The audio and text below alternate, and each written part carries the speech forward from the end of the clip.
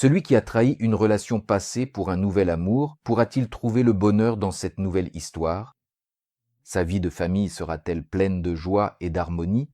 La réponse est, à long terme, non. De plus, un sort peu enviable attend également celui ou celle qui liera son destin à cette personne.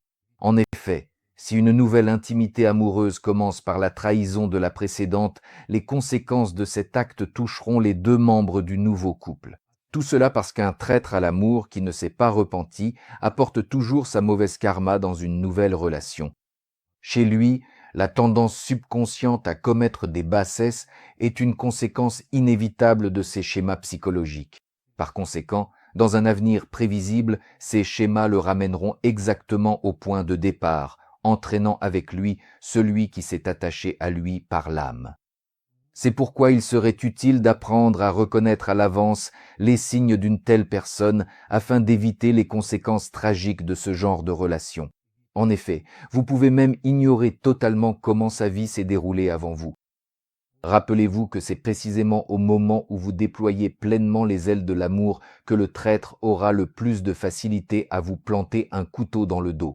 À présent, nous allons examiner les principaux marqueurs psychologiques qui permettent d'identifier facilement une personne encline à détruire l'amitié et l'amour. Et dans le cas où vous savez que la personne a mis fin à ses relations passées par une trahison, les connaissances ci-dessous vous seront utiles pour repérer à temps le moment où tout commencera à mal tourner. Même si, pour être honnête, celui qui voit son partenaire trahir d'autres personnes sous ses yeux, mais espère tout de même que cela ne lui arrivera pas, est soit d'une vanité démesurée, soit un idiot. D'ailleurs, le plus souvent, c'est la même chose. En choisissant une telle stratégie, vous posez dès le départ les bases de l'échec futur de votre relation. Car le traître en amour choisit toujours comme nouvelle victime ceux à qui il plaît d'avoir été préférés à quelqu'un d'autre. Alors soyez extrêmement attentifs dans le choix de votre partenaire de vie. La triste vérité est que celui qui remarque la réalité de la trahison en dernier paie le plus lourd tribut aux conséquences.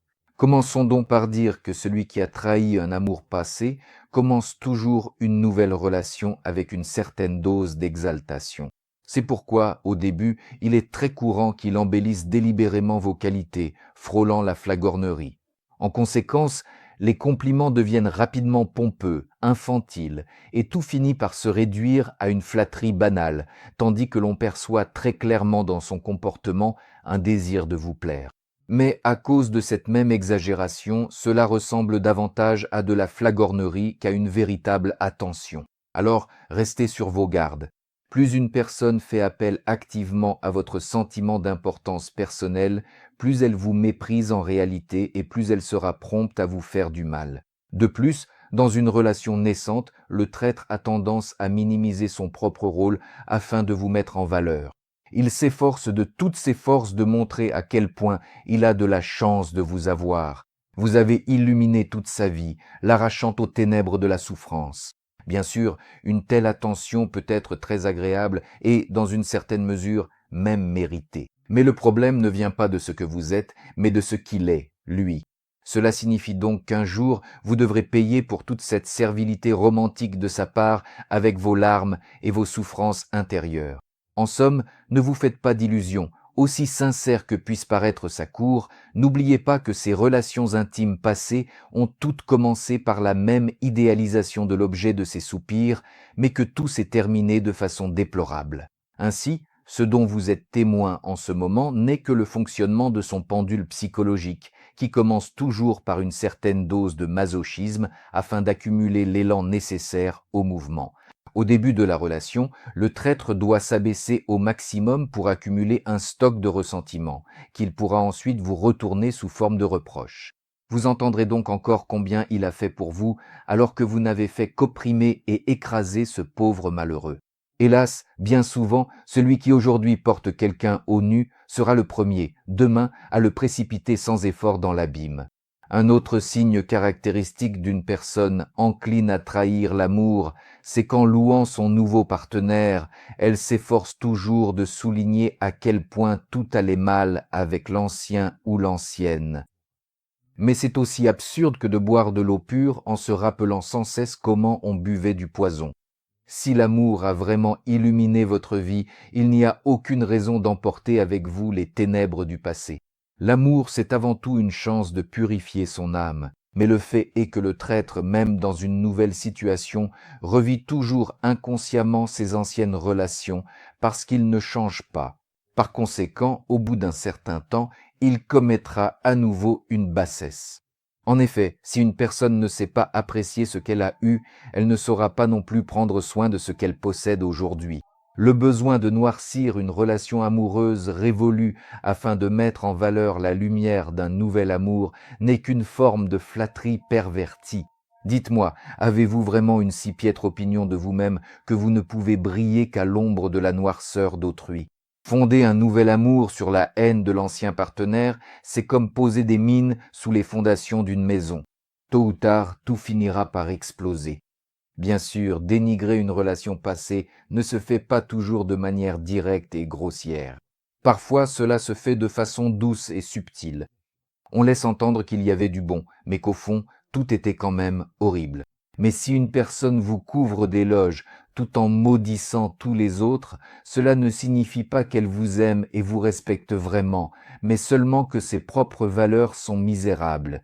En réalité, ce comportement est une forme d'agression latente qui, à l'avenir, se retournera contre vous. En effet, la façon dont une personne perçoit son amour passé est un indicateur de la manière dont, avec le temps, elle considérera ce qu'elle possède actuellement. Si l'on vous aime vraiment, cet amour n'a rien à voir avec ce qui s'est passé auparavant. Mais poursuivons. Un signe que la personne est déjà prête à trahir l'amour, c'est l'apparition de la suspicion. Cela va de la simple jalousie à la conviction que vous lui cachez quelque chose et que vous lui mentez.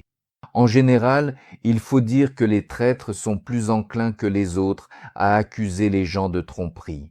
Tant qu'une personne n'est pas prête à être honnête avec elle-même, elle croira que tout le monde veut la tromper.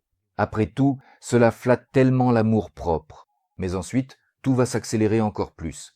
Des disputes surgissent littéralement de nulle part, des tentatives constantes de vous blesser, même sur des détails insignifiants, des périodes d'affrontements silencieux, une tension émotionnelle lourde, et ainsi de suite.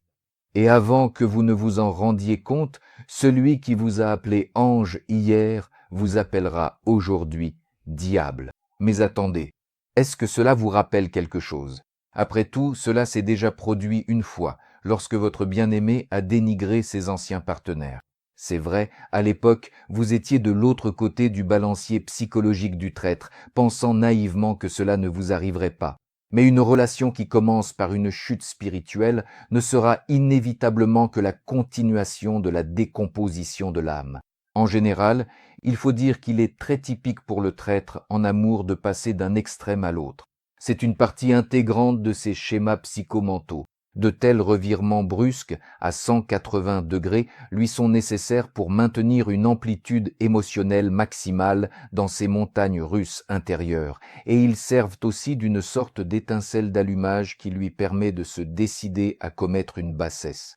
D'ailleurs, c'est précisément pour cette raison qu'il ne cherche jamais à vraiment comprendre les problèmes interpersonnels. Il lui importe davantage de rompre rapidement une relation, de se disputer, de divorcer, c'est-à-dire de commettre l'acte le plus impulsif, afin de se sentir important. Même chez un ange, des intérêts égoïstes trahissent un démon, et l'apogée de la destruction du lien amoureux sera la réécriture délibérée de votre histoire commune, à tel point qu'il ne vous restera plus qu'à vous étonner de voir à quel point une personne peut se mentir à elle-même en ignorant complètement des faits évidents. Mais le traître n'a pas besoin de vérité, il lui faut des justifications. Tout sera complètement inversé, et en plus, on vous reprochera d'avoir soi-disant trompé ce pauvre misérable depuis le début en faisant semblant d'être quelqu'un d'autre. Et c'est le point de non-retour. Le traître, tel une bête affamée, a senti l'odeur du sang. Il sera de plus en plus attiré par son schéma de comportement habituel. Bien sûr, vous pouvez essayer d'avoir une influence sur lui, tenter de le distraire, de l'amadouer, de l'entourer de chaleur humaine, mais au final, il est fort probable que vous ne fassiez que gaspiller en vain votre temps et votre énergie. Car si l'âme d'une personne n'est qu'une tache noire, peu importe combien de couleurs d'amour on y ajoute, au final, il n'en ressortira que de la saleté. Faisons le point. Le traître à l'amour ne trouvera jamais le bonheur à moins de changer radicalement, mais cela a peu de chances d'arriver, car il se considère lui-même comme une victime trompée et offensée. Par conséquent, pourquoi travaillerait-il sur lui-même? Il lui est plus facile de tout recommencer que de regarder honnêtement dans son âme. Mais personne n'entrera jamais au paradis sans être passé d'abord par le purgatoire. Tant qu'une véritable transformation spirituelle n'aura pas eu lieu, le traître en amour ne connaîtra pas le bonheur.